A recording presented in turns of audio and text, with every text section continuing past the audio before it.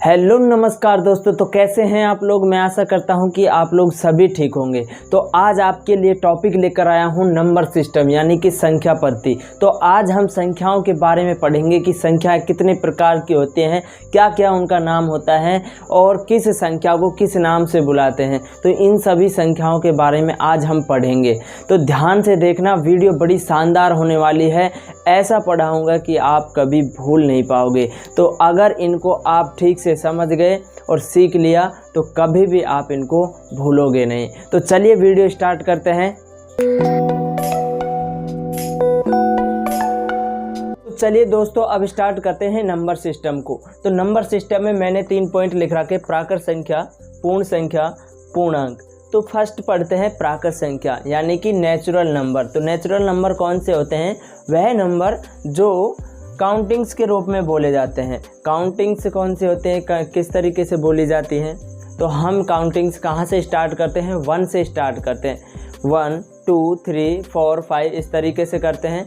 तो मैं यहाँ पर लिखकर आपको बता रहा हूँ कि किस तरीके से। 1 से यानी कि 1 से स्टार्ट करते हैं, 2 3 4 5 6 7 8 9 इस तरीके से, ठीक है। अब बात करते हैं पूर्ण संख्याओं की, होल नंबर्स की। तो होल नंबर्स कौन से होते हैं? यदि प्राकृत संख्याओं में 0 को सम्मिलित कर लिया जाए, मतलब ये प्राकृत संख्या है, इनमें 0 को सम्मिलित कर लिया जाए। मैं लिखूँ 0 1 2 3 4 5 6 इस तरीके से लिखता हूँ। तो ये जो भी संख्याएं हैं ये क्या होंगी? ये पूर्ण संख्याएं होंगी, ठीक है। दूसरे शब्दों में कह सकते हैं कि 0 से स्टार्ट होने वाली संख्याएं पूर्ण संख्याएं होती हैं, ठीक है। अब थर्ड पॉइंट आता है पूर्णांक यानी कि इंटीजर्स। अब यहाँ तक खोज हो चुकी कि प्राकृत संख्याएं तो पहले से जो हमारी चलती आई है नंबर्स, उनके बारे में 1 से स्टार्ट होता था। 1 2 3 4 5 6 7 8 9 इस तरीके से जब तक क्या है 0 की खोज नहीं हुई थी। लेकिन उसके बाद 0 की खोज हो गई। और खोज किसने की? आचार्य आर्यभट्ट जी ने। तो उन्होंने इसको बताया कि ये शून्य होता है। तो तब उसके बाद क्या आई?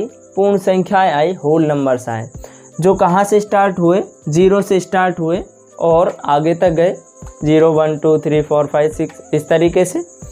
फिर उसके बाद एक नया नंबर आया पूर्णांक।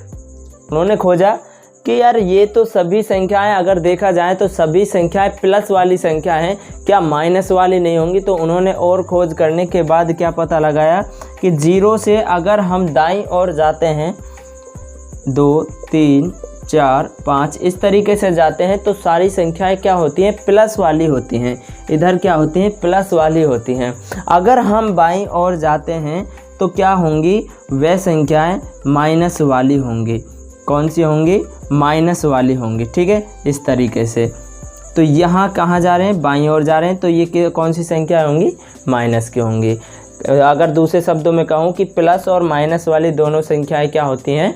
पूर्ण संख्या होती हैं। और ये भी याद रखना कि यहाँ पर 0 भी सम्मिलित होता है। कभी आप ऐसा लिखो कि 0 सम्मिलित नहीं होता, 1 से स्टार्ट कर दिया और इधर भी, तो 0 भी सम्मिलित होता है, ठीक है।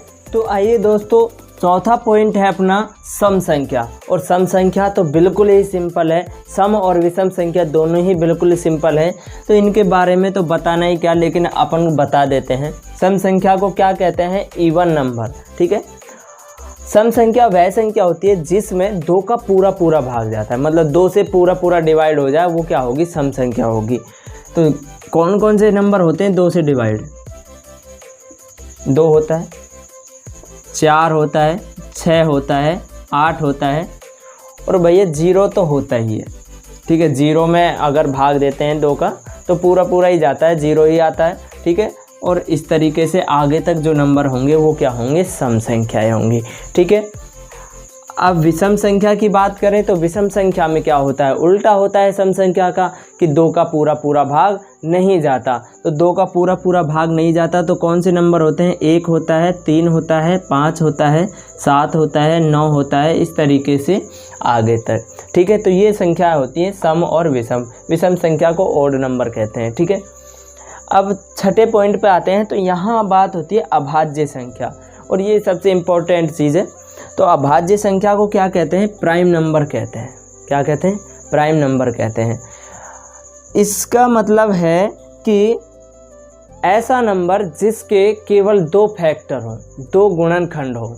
जैसे मान लीजिए मैंने लिखा यहाँ पर 3, तो 3 क्या है, देखो 3 1 से कटता है और 3 से कटता है, तो इसके जो गुणनखंड होंगे वो केवल कितने होंगे, 2 होंगे। ऐसा नंबर या ऐसी संख्या जिसके केवल 2 गुणनखंड हों तो वो क्या होंगे, अभाज्य संख्या होंगी। ठीक है, या फिर दूसरे शब्दों में अगर कहें तो ऐसे बोल सकते हैं कि एक के अलावा स्वयं का भाग जाता हो, वो संख्या क्या होंगी, अभाज्य संख्या होंगी। ठीक है, तो ऐसे कौन कौन से नंबर हैं, तो एग्जाम्पल के तौर पे देखते हैं। 2 है, 3 है, 5 है, 7 है, 11 है, 13 है और इस तरीके से आगे तक। ठीक है, तो यहाँ पर देखते हैं आगे अगर मैं देखूँ 2 3 5 7 11 13 ये सभी कैसे विषम संख्या हैं। कैसी संख्या है, विषम संख्याएं हैं। और यहाँ पर 2 अकेला ही एक ऐसा नंबर है, ऐसी संख्या है जो क्या है, सम संख्या है। क्या है, सम संख्या। तो इसको कह सकते हैं तो एक ऐसा नंबर है, ऐसा अभाज्य संख्या है जो क्या है, सम संख्या है। ठीक है, सबसे छोटी अभाज्य संख्या भी क्या होती है, 2 होती है। ठीक है, चलिए आगे पॉइंट पढ़ते हैं। 7 टॉपिक है संयुक्त संख्या यानी कि कंपोसाइट नंबर। तो संयुक्त संख्या का मतलब है कि 2 संख्याएं कंबाइंड होके बनी हुई है एक संख्या, और उसका मतलब क्या हुआ कि उसमें फिर क्या है, 2 से अधिक संख्याओं का भाग जा सकता है या 2 से अधिक गुणनखंड हो सकते हैं, तो वही संयुक्त संख्या होगी। कैसे होगी, इसको दूसरे शब्दों में अगर कहें तो ये क्या हो जाएगी, भाज्य संख्या।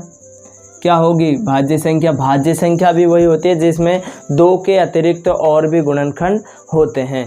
ठीक है, तो इसमें कैसे होगा, देखो 4 है, 4 एक ऐसी संख्या है, ऐसी कंपोसाइट नंबर है कि सबसे छोटा कंपोसाइट नंबर जिसमें 2 का भी भाग जाता है। इसमें देखें, देखो 1 का तो जाता है, ये 2 का भी जाता है और 4 का भी जाता है, तो क्या हो गए, 2 से अधिक गुणनखंड हो गए इसके, तो इसलिए ये क्या होगा, एक संयुक्त संख्या हो गई या भाज्य संख्या आप बोल सकते हो। तो दूसरा क्या होगा, 6 हो गया, फिर 8 हो गया, 9 हो गया, 10 हो गया, तो इस तरीके से अपनी सीरीज चलेगी। ठीक है, तो ये नंबर क्या होंगे, संयुक्त संख्या होंगी। नंबर 8 पॉइंट है परिमेय संख्या यानी कि रेशनल नंबर। तो परिमेय संख्या कौन सी होती है कि वह संख्या जो p/q के रूप की हो। p/q के मतलब बटे वाली संख्या हो, p/q के रूप की। जैसे मैं अगर कहूँ तो ये संख्या है 3/2, 1/5, 7/9, इस तरीके की संख्या, ये सभी क्या हैं, क्या हैं, परिमेय संख्या है। लेकिन परिमेय संख्या में कंडीशन आती है कि p/q के रूप की तो हो, लेकिन जो नीचे वाली संख्या है, डिनोमिनेटर है, हर है, वो क्या नहीं होना चाहिए, 0 के बराबर नहीं होना चाहिए।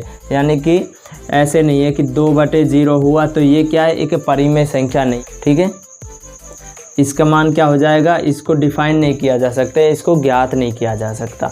ठीक है, आगे आती है नंबर 9 अपरिमेय संख्या, इरेशनल नंबर। तो इरेशनल नंबर कौन से होते हैं, जैसे मैं आपको उदाहरण दूँ, कोई नंबर है, जैसे ये अभाज्य संख्या है 2, इसका अंडर रूट निकाला, तो इसका जो अंडर रूट निकलेगा ये क्या है, अपरिमेय संख्या है।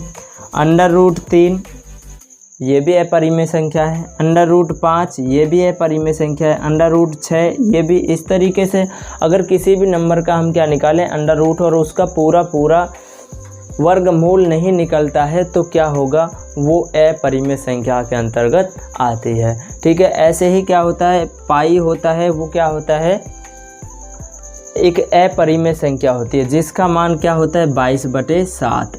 लेकिन ये करेक्ट आंसर इसका नहीं होता। तो करेक्ट आंसर जो होता है वो नीचे अपने आ ही रहा है, यहाँ देख लेना। ठीक है, अब आते हैं नंबर 10 वास्तविक संख्याएं, रियल नंबर।